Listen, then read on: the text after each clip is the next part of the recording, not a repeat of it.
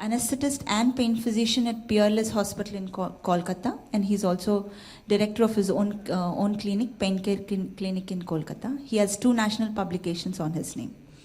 And I welcome Dr. Pavni onto the dais, who is a consultant pain physician at Time Neurocare Hospital in Karimnagar. Her area of interest are pain management and neuroanesthesia. Welcome onto the dais.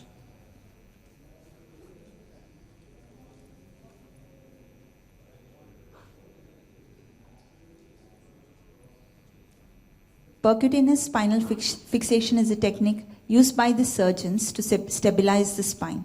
It involves implanting metal rods and screws into the spine without the need for any traditional.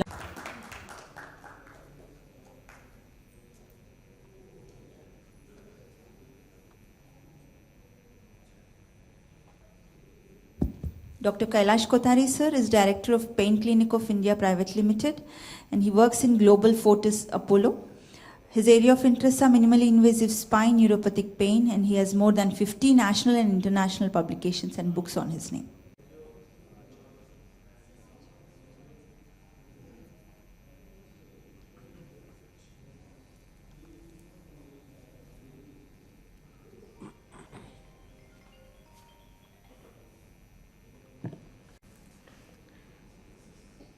Let me thank organizers to invite me here and chairpersons to have me here. Thank you very much.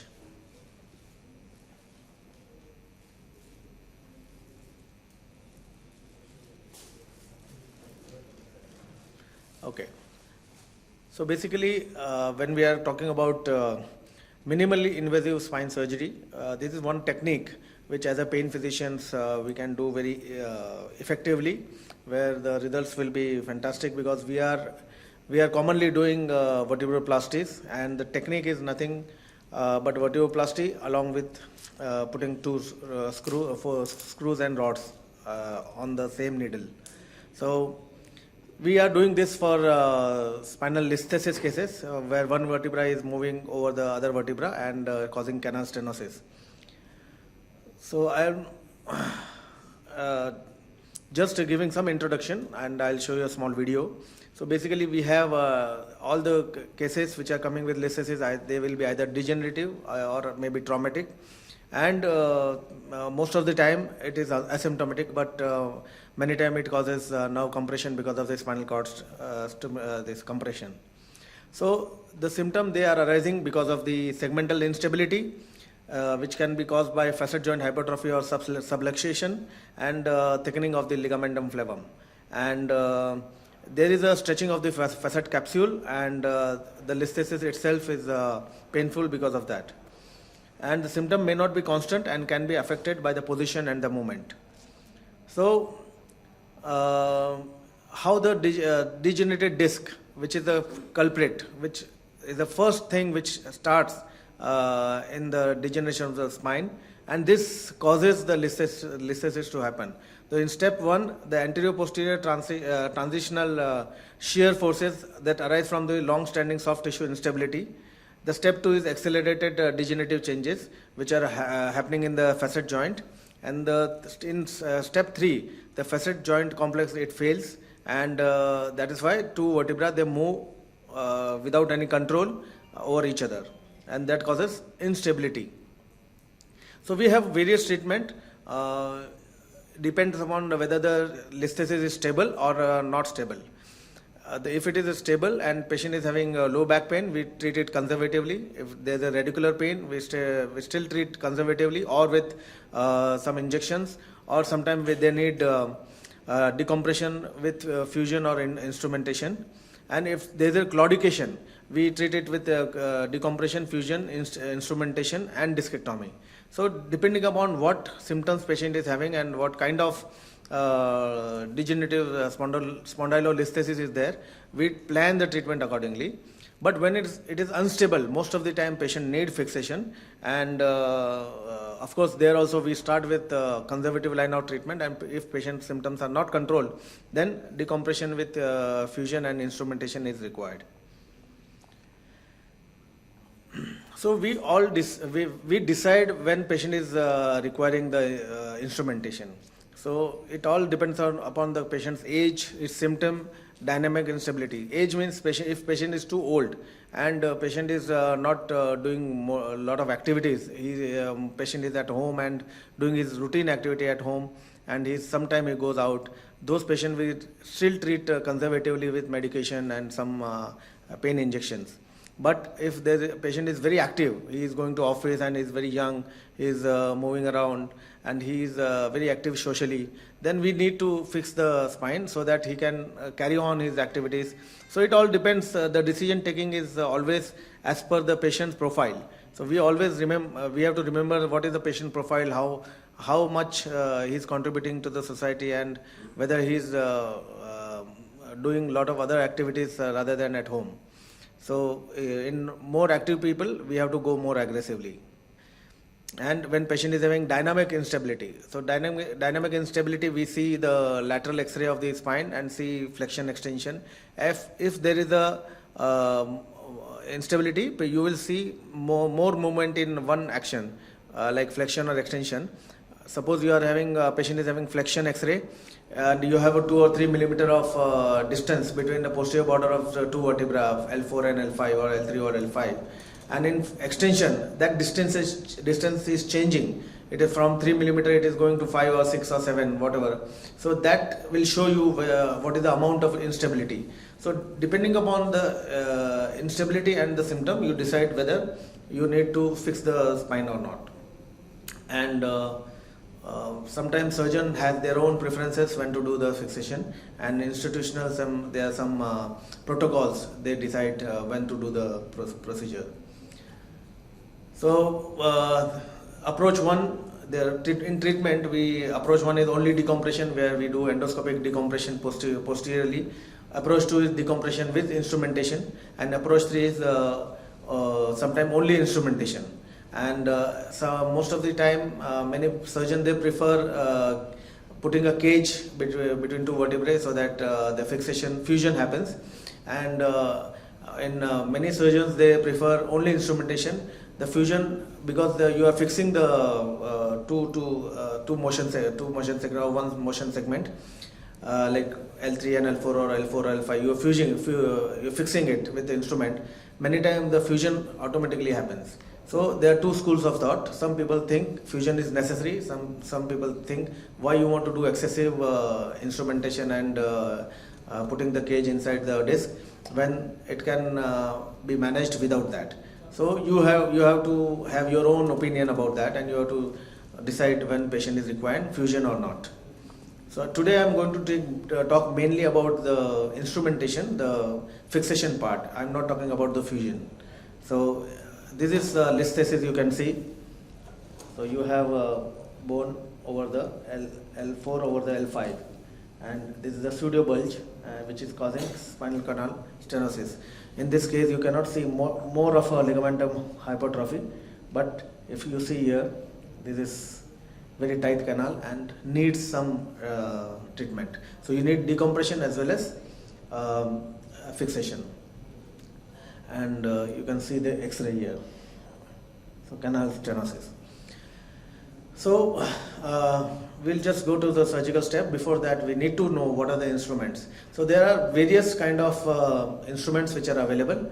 I normally use this Medtronic system, which is called Sextant 2. We have many Indian and many foreign instruments are also available, which can be used in a similar way. So you can choose what instrument you need, but the system is almost same. Okay. So you need some instrument through which we can put the screw, okay, which are called rods, and through the rod we put a screw, and then from a sextant, this is sextant. This is called sextant, which can be used so that from percutaneously you put a rod inside all the screw, which has a hole at the base here. So from percutaneous you put the screw, and then it passes automatically. Because of the measurement what we take outside, it will automatically pass through the screw. through the rod and over the screw. So screw are below it. Once we fix the screw, we can put the rod here. So first step is you need vertebroplasty needle. You create a space inside the body, and then over that you put a dilator here, and then you have these are different dilators. Then you have a tap. So through the dilator, first you put a vertebroplasty needle. Then once you do that, you put a K wire. Over the K wire, you put the tap. You create a space for the screw, and then you put a dilator, and then you put a screw, and then you can use the sextant to put the rod. So I'll just show you some of the instruments. These are the instruments. This is again tap. This is a rod. These are screws which has serration, and there's something to hold. And after you put the screw, then you have a ini. Ini is put on the screw. So the step is, first you, just like in vertebroplasty, you take a AP view. You try to see the border of the pedicle. If you want, you can take little oblique so that your pedicle is very clear. You start on the lateral aspect and then go medially. So you start here and go toward the medial border. Never cross the medial border as we do in vertebroplasty. And once you are in the posterior cortex, then in lateral view you go more deeper. So you go up to the cortex here, and then you put a K wire, and then you put a this tap, create a space for the screw. Over that you put a screw, and here when you are putting the tap, you can, from outside you can see how much distance you need. What is the size of the screw you need to put, and depending on the size what you have calculated outside, you can, this is a screw holder. Through the rod you put a screw, and once you put the screw, you put all the 3, 4 or 6 screw, whatever you want to put, you put that, and then you put a rod. So I'll just show you video directly so you will understand in better way. And these are the rods which are the male and female connecting points. Once you put the screw, you can connect these rods by connecting the male and female port. Once you do that, the holes at the bottom, they are aligned. So when you put the sextant, it passes through all the holes immediately without any restriction. So there is no obstruction because they are aligned properly. This is the system advantage. So you can see this. When you are putting here, it is passing through each hole without any disturbance. Because from outside, when you connect male and female portion, these two rods, they have aligned holes, so it passes easily. Okay, let's come to the video, because this is video session. Okay. So this is just. So this is the position.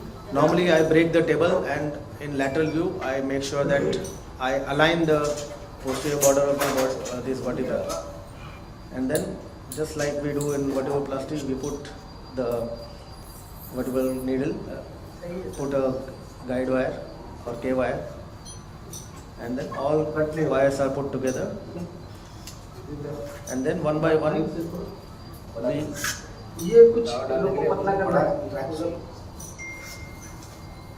we tap the bone, create a space, and from outside we measure what is the length of the screw is required, and then put a dilator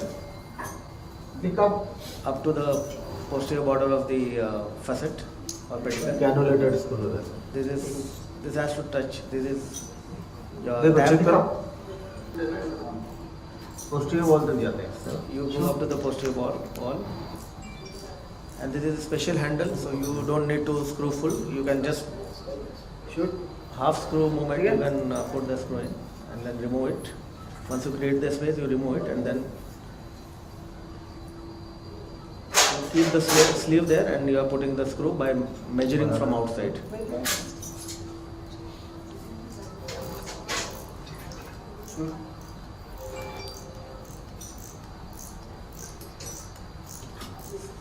this end has to touch your pedicle. Till that you have to make it tight enough so that you are not loose. There is no leverage and it should not get loose afterwards. So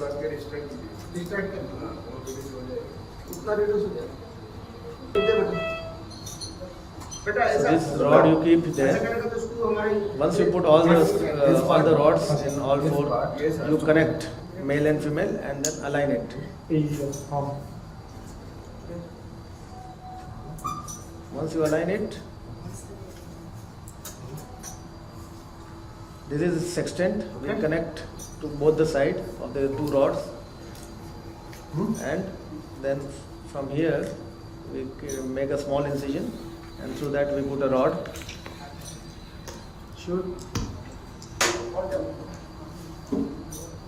Should under live lateral X-ray, we have to see whether it is passing through the rod or not. Then check. Once it passes, we have to confirm that it is passing through the hole only and it is not going from the side of the rod. So you put a small tap again and see the distance. And then this is the measurement for the size of the rod you require. What is the size? What is the length of the rod you require? So it will. There is a specific method, instrument through which you know how much is the size of the rod you require. And then you choose that rod and you again connect it to the tip of this sextant. And this is the tap. You can see whether your rod is inside or not. There is a marking here. If your rod is not inside, the marking will not be seen.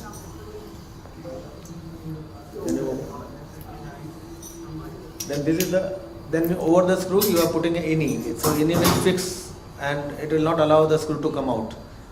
And once you tight it, it will break from the holder, and then you remove it. Once it is done, you remove all the instrument.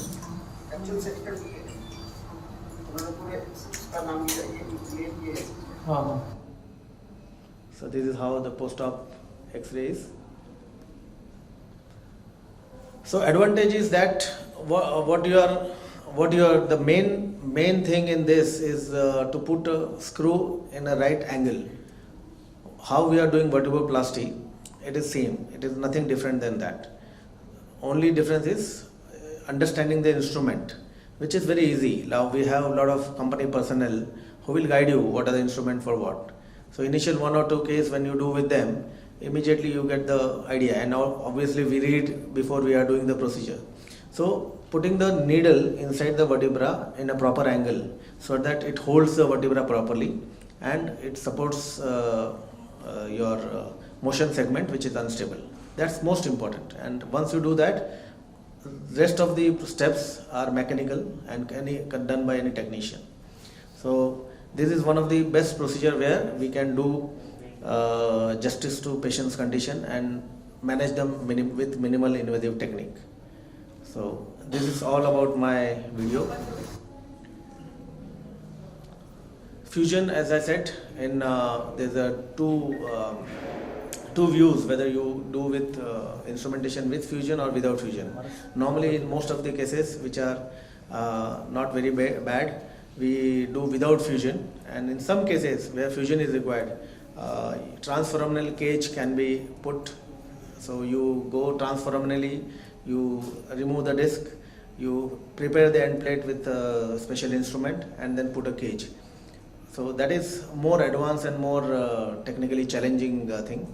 And but if you want to put interlaminar fusion, you can also use tube method. You can use your surgeon skills so that they can use the tube method and put the cage along with this minimally invasive fixation.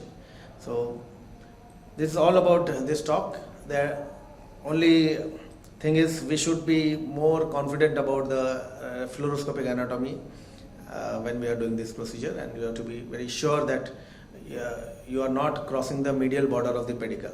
That will cause a lot of complications, because once you cross the medial border, you are in the canal and you can damage the nerves and you can do the spinal damage. Thank you very much. Thank you, sir, for your nice presentation. He's a senior pain physician, and He is a consultant in Impulse Pain Clinic, Ahmedabad. He has many awards and publications in his name. The area of interest is endoscopic spine procedures. Sir, please.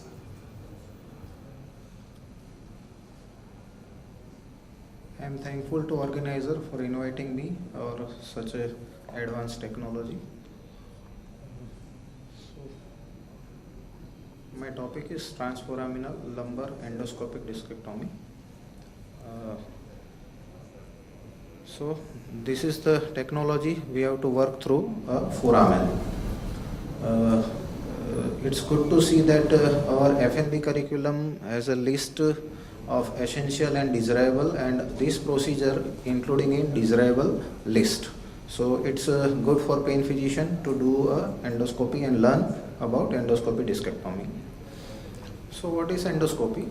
Endoscopy is a minimal invasive procedures. In first slide you can see that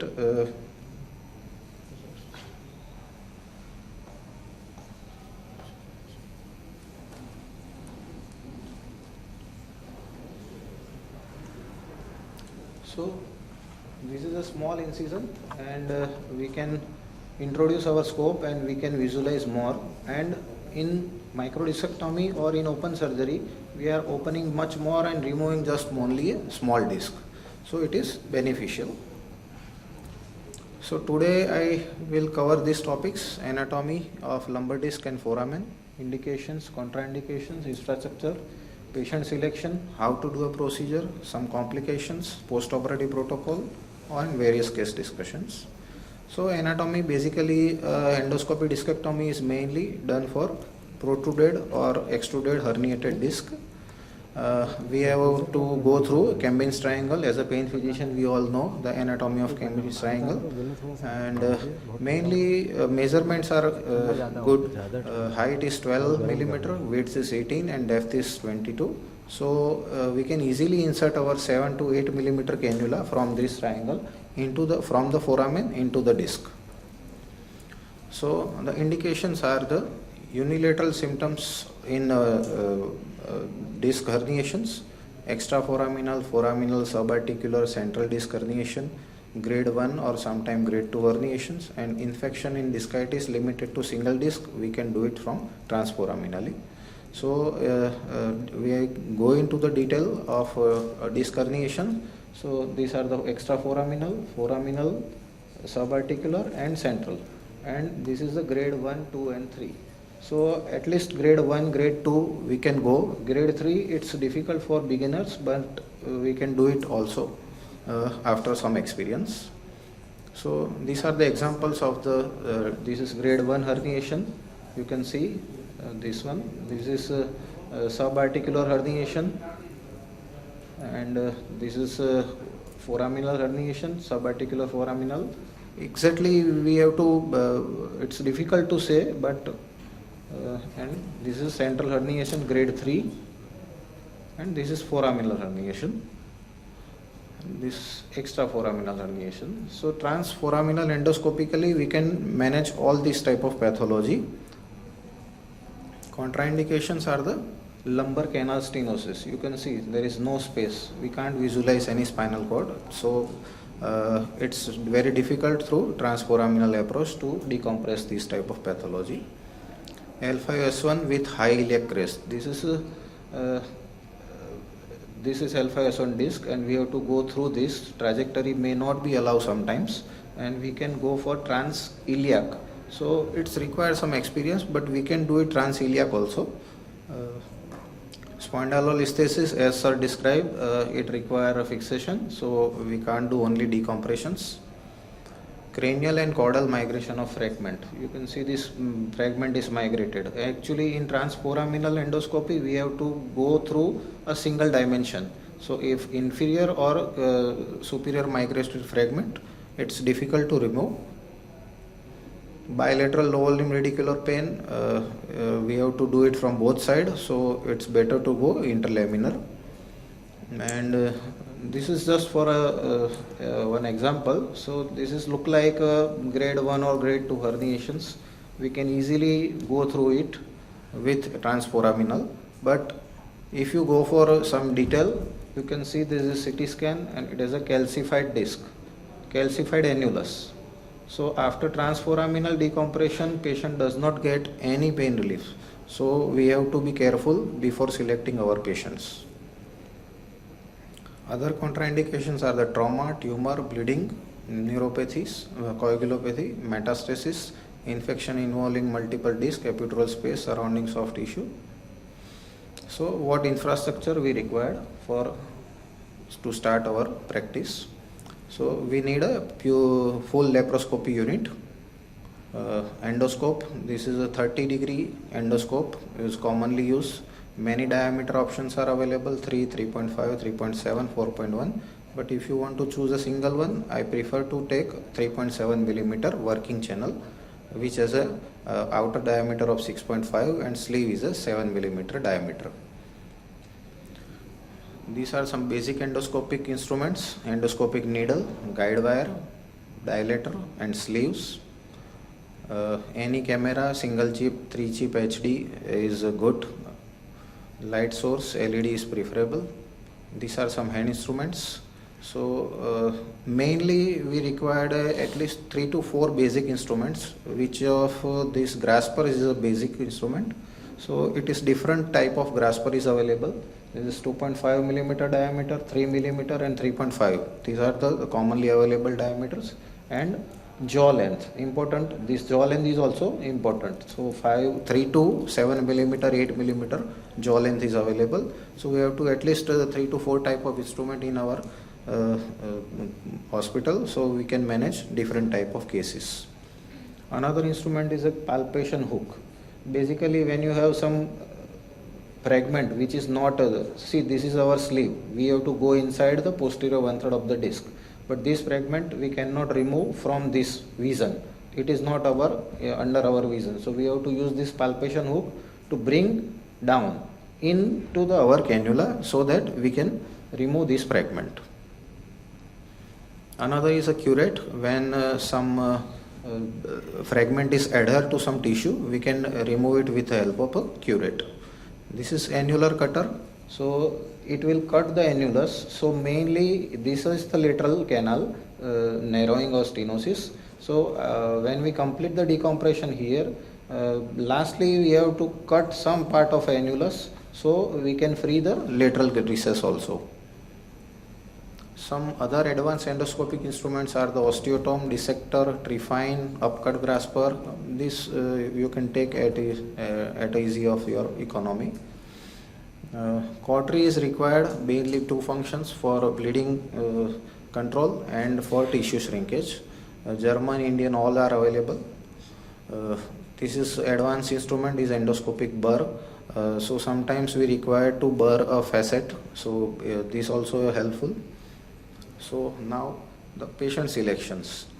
So mainly for transforaminal endoscopy, we have to select short duration of history, 3 to 6 months, unilateral distribution of pain, young to middle age patients, no severe comorbid conditions, radiating pain along with tingling unilaterally.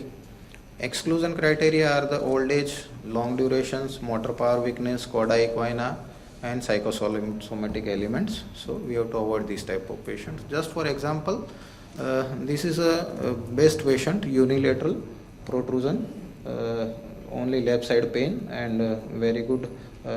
These are the good patients for we can deliver good results.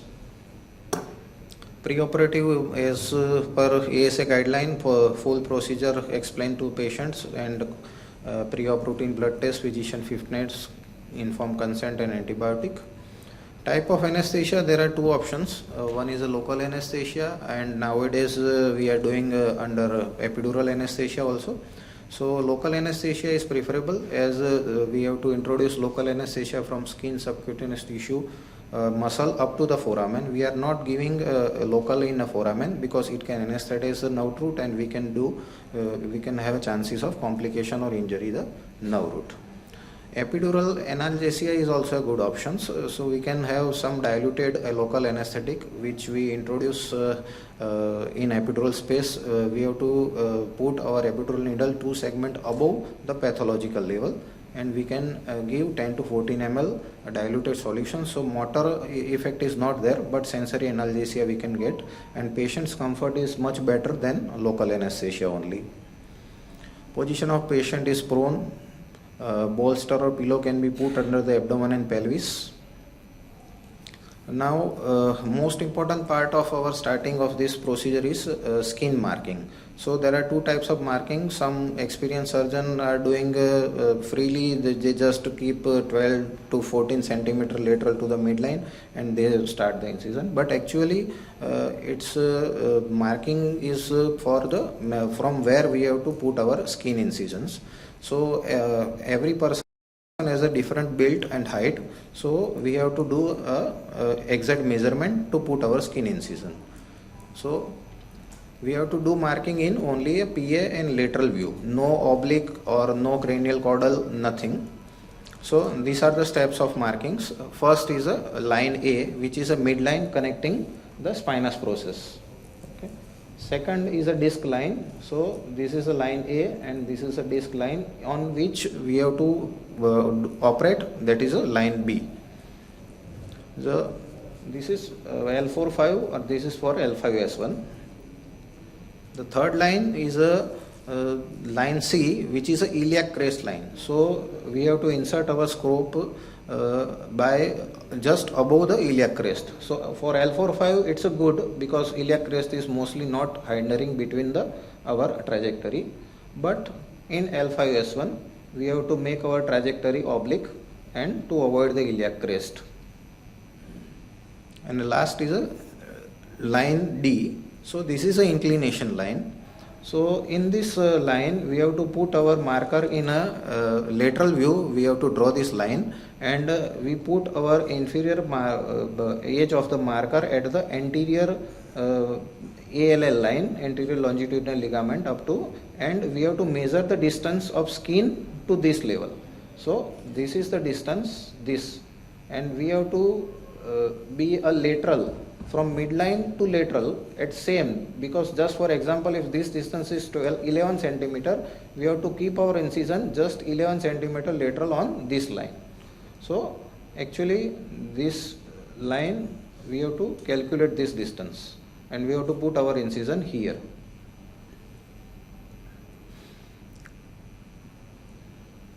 So starting with painting and draping, this is the skin incision made. We have to introduce endoscopic needle. The first we have to dock our needle in AP and lateral view. These are the final docking position. So in AP view our needle should be in a mid pedicular line. So this is the pedicle, mid pedicular line. In lateral it is just outside the PLL.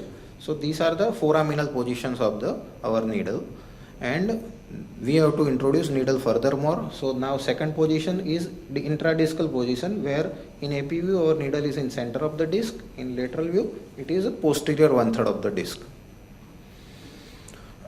We have to do some discography here, and this is, you can see the result of discography. Degenerated disc is there. Then through needle we have to introduce a guide wire and then serial dilators. So I usually prefer 2 to 3 serial dilators, so it's good for patients. So this is the first dilator, small one, then this another one is a little big dilator, and then this is the main last dilator we have to introduce inside the disc. So the final position of dilator is posterior 1/3 of the disc. In AP view it is a center of the disc only. And this is the sleeve we have to introduce over the dilator. So Start. So this is just I am tapping the sleeve over the dilator, and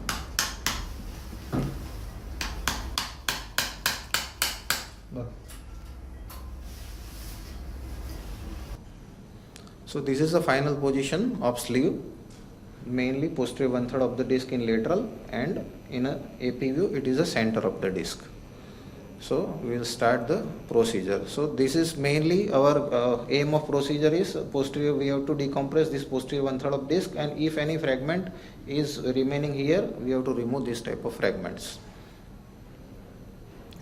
So To start with, this is our exact endoscopic view. Above is a epidural space, below is a anterior, above is a posterior, and this is cranial and caudal.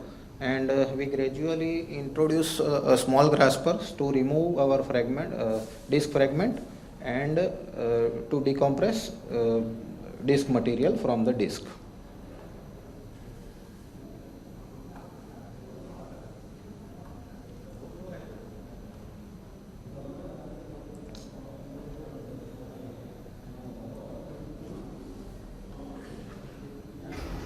Sometimes we are lucky, we get a big fragment like this. So decompression is very easy. If we get this type of fragment, then patient having a very good results. So you can see this is a big chunk of fragment. We have to remove. We can't remove only. We have to remove with scope. You can see that big fragment is coming out. So patients having a good results. So this is use of palpation hook. So you can see I am introducing grasper, but I can't take out any tissue. So ultimately I have to use different instrument which is called palpation hook. So we need to insert the palpation hook and try to bring that tissue, cranially situated tissue, from in our view. So this is a palpation hook. So we just manipulate that tissue so that that tissue will come in our vision and we can remove through our grasping forceps.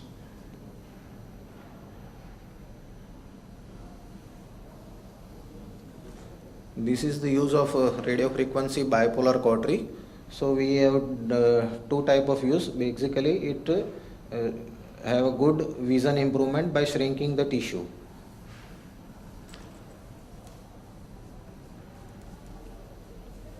And also bleeding control is also can be done with help of this.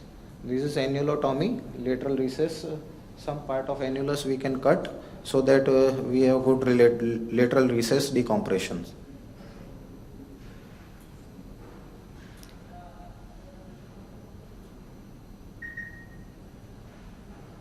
This is just cutting some part of annulus.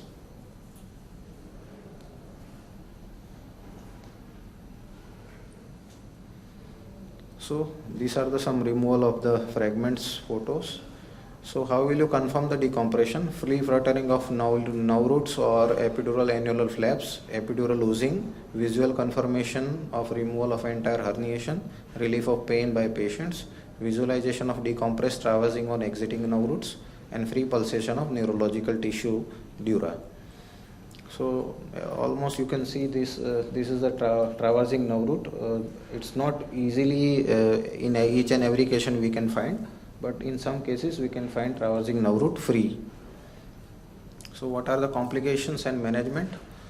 So inadequate decompressions. So many times if we face calcified or fibrocalcified annulus, for example, one case I did this for L4-5 level. Patient came after 2 months that his symptoms is not relieved. We do another MRI and ultimately we have to call our surgeon colleagues and do a microdiscectomy, and then only he relieves the symptoms. Another is common for everyone, pain physician, incomplete pain relief. After 2 months, 3 months, patients came again and again. I have some pain, maybe due to facetal arthropathy, sometimes SI joint, sometimes muscular.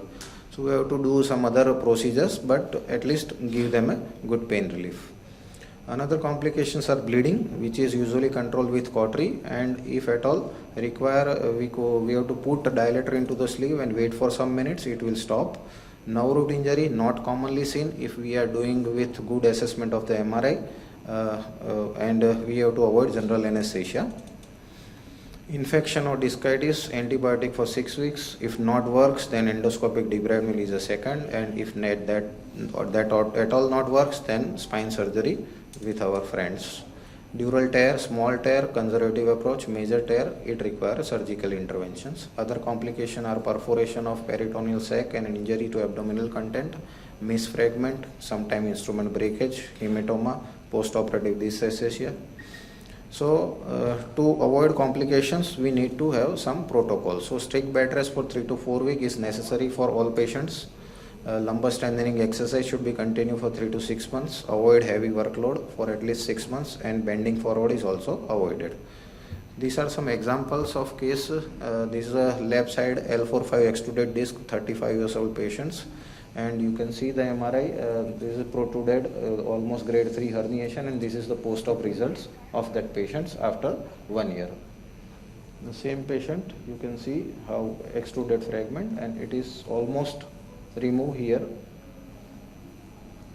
This another is 22 years lady with left lower limb radicular pain. Same patient I have shown you other one, and this is a post-op. There is a totally full decompress of the nerve root, and no, you can see this fragment, and it is not there. So if you are lucky, then you can have some testimonial video also. So 1 minute. So this young guy, forward bended position, he had a L45 disc, and this is after 2 hours of surgery. Young dashing guy with smiling face, just like ramp walk. So take home message is endoscopic discectomy can be learned by proper training under good and experienced teacher. First 10 to 20 case endoscopy should be done under guidance of seniors. Quality instrument must require for safety and efficacy of the procedures. Thank you. Thank you, sir, for your nice presentation. After transforaminal endoscopic discectomy, it's the time for interlaminar endoscopic discectomy, which is a minimally invasive surgical technique used to treat the lumbar disc herniation. I'd like to call Dr. Madhujit Gupta, a senior spine and pain specialist, Axis Clinics for Spine, Joint and Sports Injury in Delhi. And he is having Khanna Pain Clinic. His area of interest is ultrasound guided procedures. To invite me for this particular topic. I just wonder if our epidural needle had a camera fitted at the tip. During our interlaminar epidural injection, believe me, 80 to 90% of the path you will traverse the same way as we do it while doing an endoscopy, interlaminar endoscopy.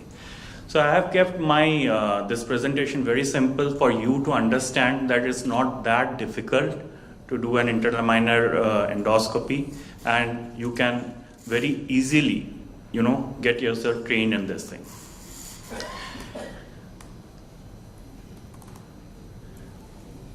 Shifting order.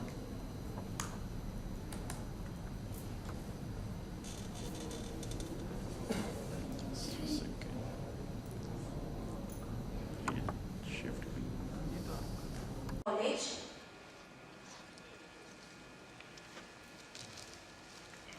He got the With radiation through the right foot. He was even unable to walk or stand, and SLR was 20 degree. Numbness and in the foot and calf was there. EHL was weak. He had even taken a transforaminal epidural, but that didn't help much. So sound, the SLR was almost just 20 degree. So we got the MRI done. So the L5 vertebra was actually sacralized. So what we are seeing here is the L4-5 down migrated extruded disc. This is the fragment which was bothering.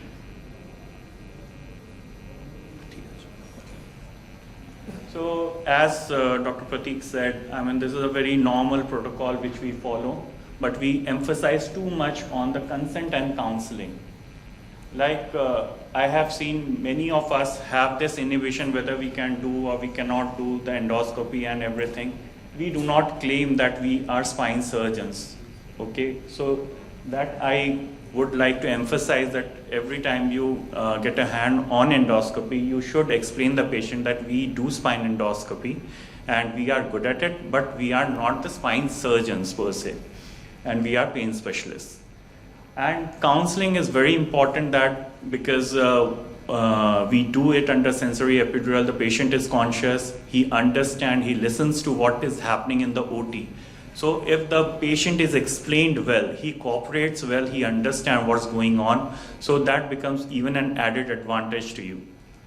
Antibiotics, as we always give for any preoperative patients, investigations are the routine one, PT-INR and all those things, viral markers. This is a general OT setup where the patient, this is not for this particular patient because it's on the left side. I didn't have the picture, so I posted this thing.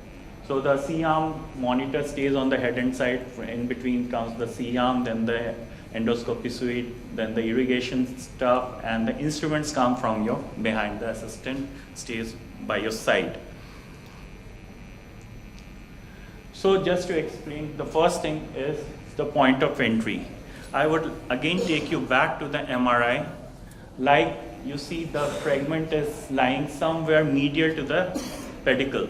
So it's a down migrated disc. So I need to expose the area where I'm expecting the disc to be.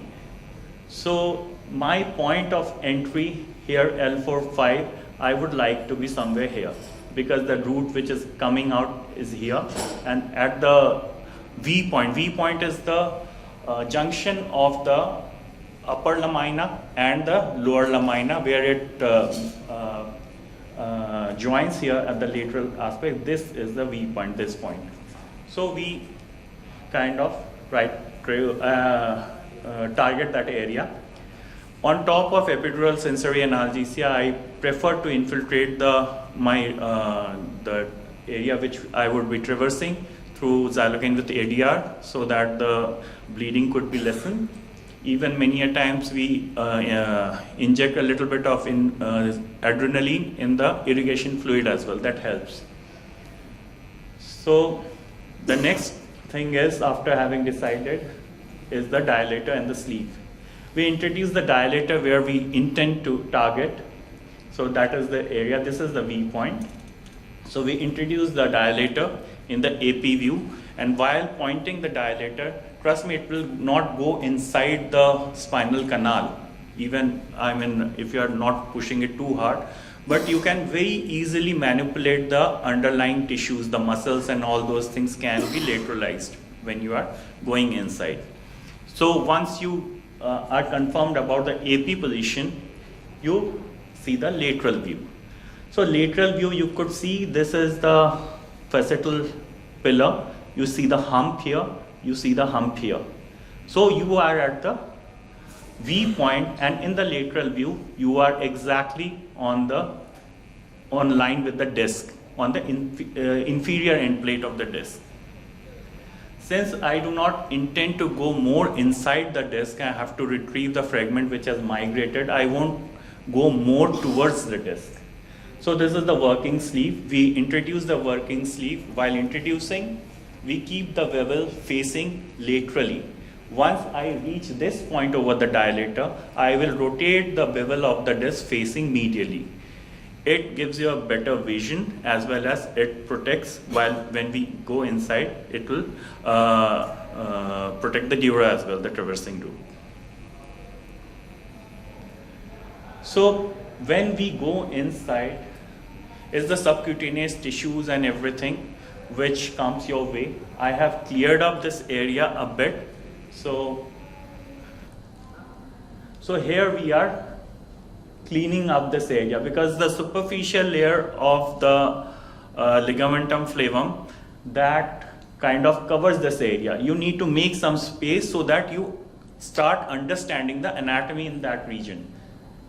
So once I clear up this area, this is, now you see the margins. This is the facetal pillar, the inferior articular process, and since I have to go a little inferior, I am burying this lower part of the upper part of the lamina of L5, so that I could trace up to the exiting route of the L5 route, which is coming from the L5S1 L5S1 foramina.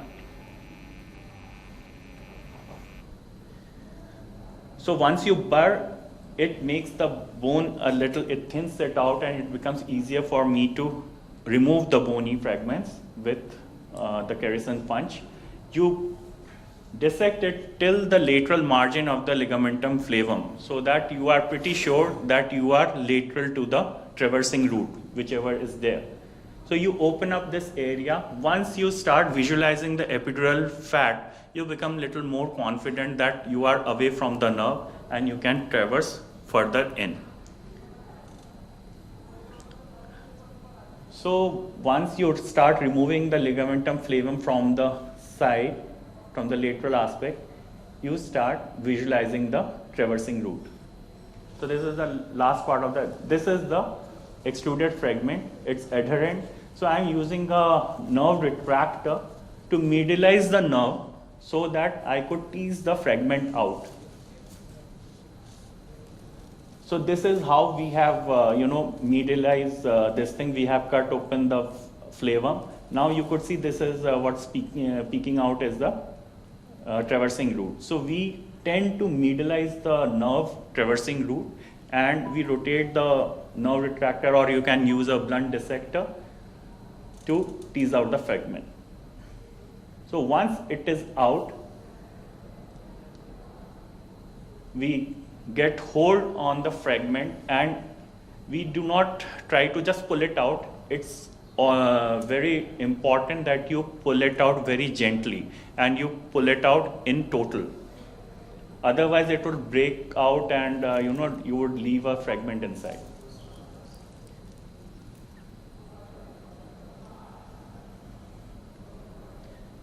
So this is the root, and I'm trying to pull it out gently, but since it was adherent, it was a bit difficult. We have to, dissect it a little more.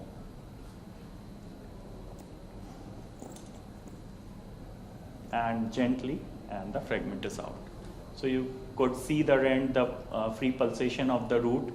You introduce your, forceps inside, grasper inside to pick out any other loose fragments there.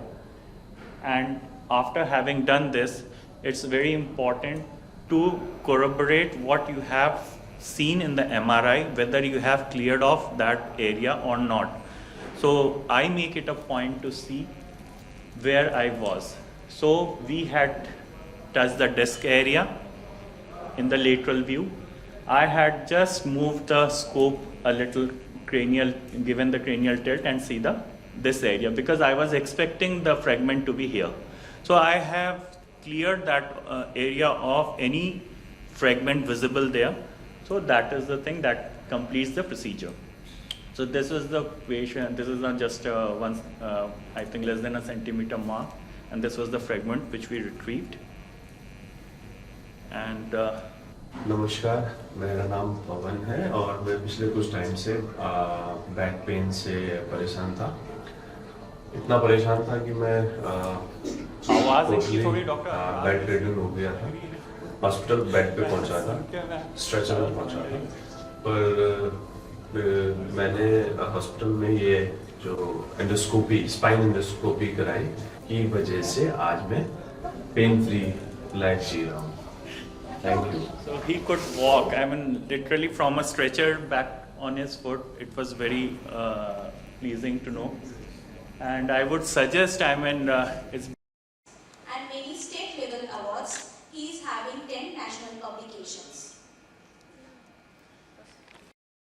Mind that stops us, and cumulatively, if we all do that, I don't think even those medical legal issues and all those things, they won't come in way. And all the more I would request everyone who is doing endoscopy, please keep a logbook of it. Keep a record of the patients you are doing, because those are the proof of your competence in the court, if required. God forbid it doesn't, you do not require that, but that is very helpful. Okay, thank you. Thank you, sir, for your presentation. Now it's a time for discussion. I would like to call on stage Dr. Sushil Tippanavar as that you can always confirm. But it is not very much required. Once you open up this area, that anatomy is very much, we are familiarized to, the normal interlaminar up to.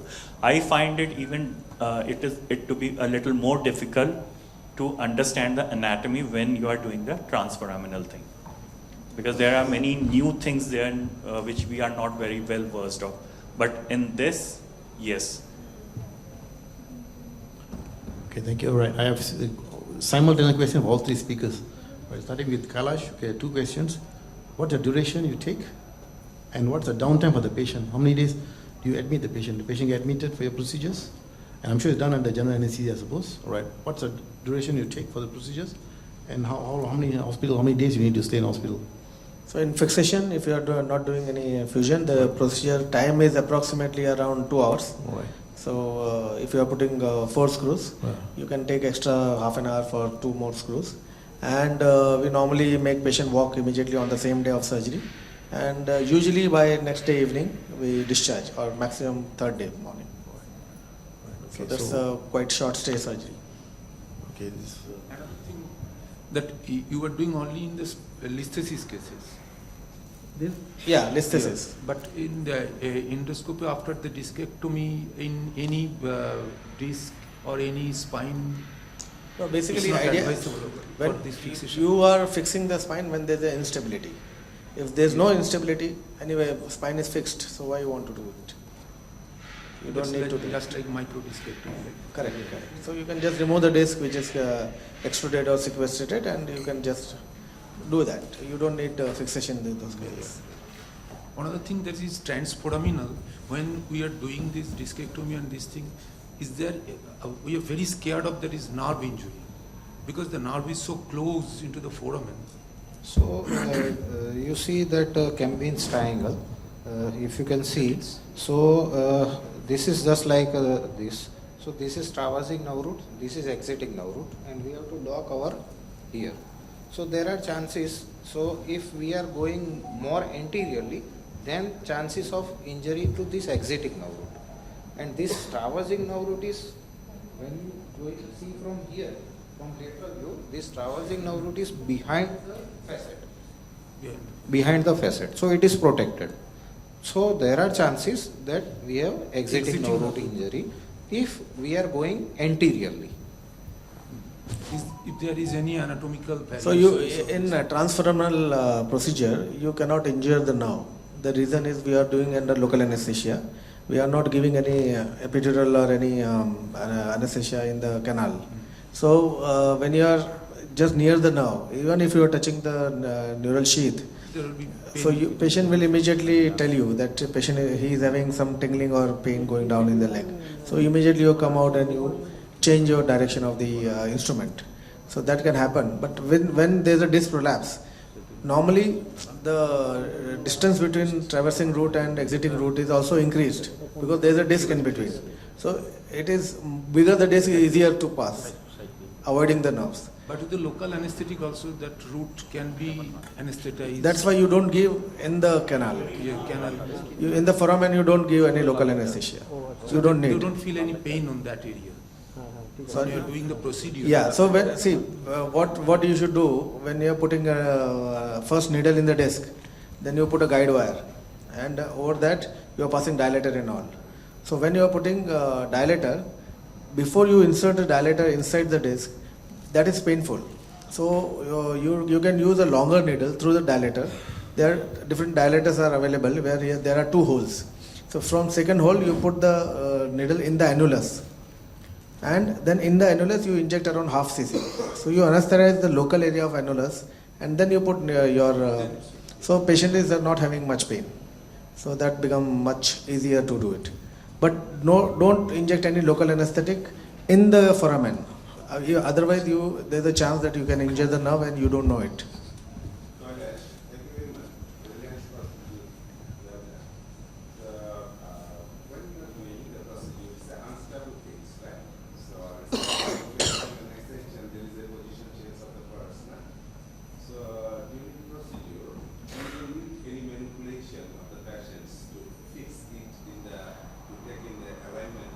Correct. So because the listhesis is unstable.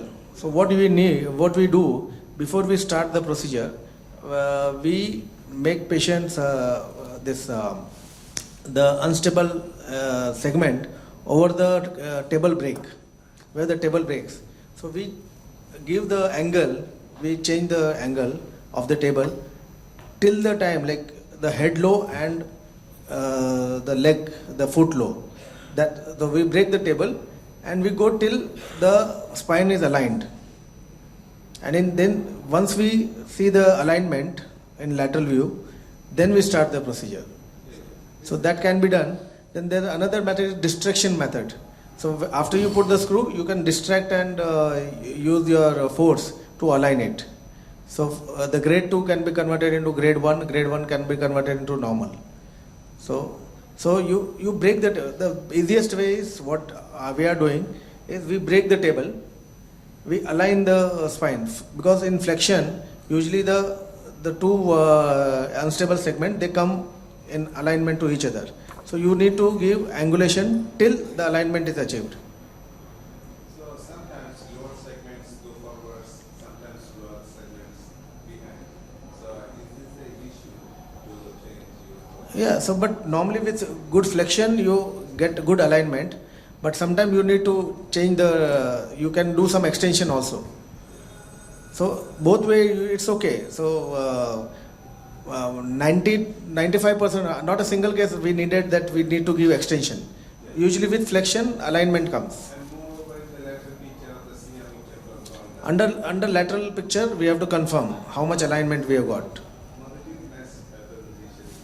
So what is the after effect of you have removed a lot of ligamentum flavum, so it's a normal anatomy, loss of the normal anatomy. So what is the after effect of the ligamentum flavum? So in the first place, we do not make a very big footprint by removing the flavum. Since I use a PSLT scope, which is larger scope, so that's why that helps me, to reduce the time to dissect the area to reach to the flavum. And we sit on the facetal pillar only, and from there we introduce the instruments inside this thing. So we need to just make a small opening. It's not even called phlebotomy, we call it phlebotomy. Okay. So we just open the flavum so much so that I could see the traversing root there. Once that is visible, we do not disturb the rest of the integrity of the spine. We just manipulate with our instruments. If need be, if I need to do some intradiscal work, I put a guide wire there and we switch over to the transfemoral scope as he does. So we use a long bevel, sleeve there, and that goes inside, and we can even do the intradiscal work as is done. But it is always preferred that while doing interlaminar endoscopy, we do not cut open the already disrupted annulus. We just take out the extruded fragment or whatever is bulging out, and we use the RF probe to coagulate that area, and so that whatever is entrapped in the annulus, the disc fragments, they seal that opening to the maximum possible. Okay. So in this case, the telescope, what is the degree of the telescope of this? Angle it's 15. It's a 15-degree angle. So with the transfemoral scope, if we use that, it has 25 degrees. So many a times that even helps. I mean, if I go straight in and I turn the telescope, I could see even the lateral recesses at various angles. So that is definitely helpful. And all the more, even if we remove the ligamentum flavum, that does not cause instability unless until you are cutting open the facets more than 50%, you are removing that. Even that also doesn't cause any instability if rest of the disc is sound enough and the other side of the facet is good enough. That won't cause that much of a problem. But just removing ligamentum flavum would not cause any instability. The ligament flavum is already it is loose, it is bulky, causing problem rather than supporting the spine. It's a pathological hypertrophy. Sir, my question is for Pratik Shah, sir. In transforaminal approach, there is inside out and outside in. Which one do you prefer and why, sir? So, is there any advantage of one another over another, or what do you prefer? Usually I do inside out. So mostly fragments situated inside and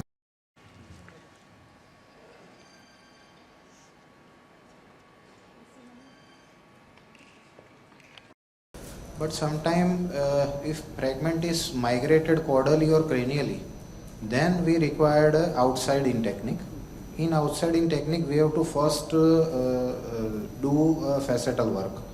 We have to ream the facets and create a space in epidural space, and then we put our scope in epidural space, and then we have to check for fragment which is situated anatomically in MRI, and we have to, it's a difficult job.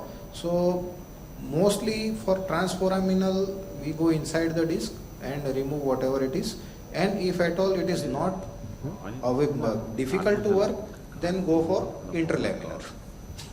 Since inside the disc we are cutting about like 7 mm of the annulus outside, so will that cause in the later stage the nucleus pulposus which is inside, will it leak outside? Actually we are putting a hole of 7 millimeter Yes, sir. on anterolateral part of the disc, which Posterior is not posterolateral part of the disc, so it is not causing that much